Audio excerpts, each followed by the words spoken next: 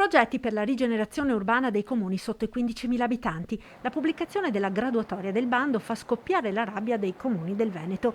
Nessuno dei comuni della regione, infatti, figura tra gli enti beneficiari con le risorse finite per la maggior parte a comuni del sud. Una graduatoria che grida allo scandalo.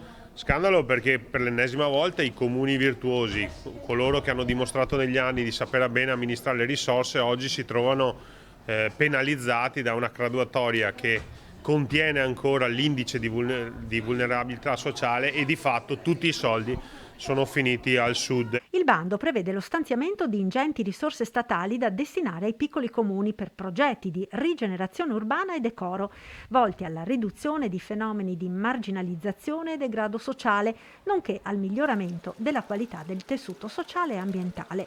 Dei molti progetti presentati dai comuni veneti, nessuno è stato finanziato.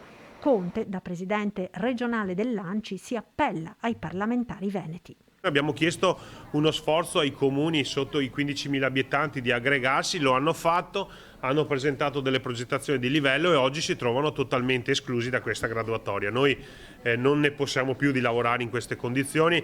Io credo che o l'Italia cambia marcia e quindi punta alla meritocrazia, quindi quelle che sono le amministrazioni virtuose possono essere un traino per le amministrazioni più in difficoltà, ma se invece continuiamo a penalizzare e ad escludere dai finanziamenti quelli che hanno dimostrato nel tempo di saper bene amministrare, io credo che questo Paese non avrà un gran futuro.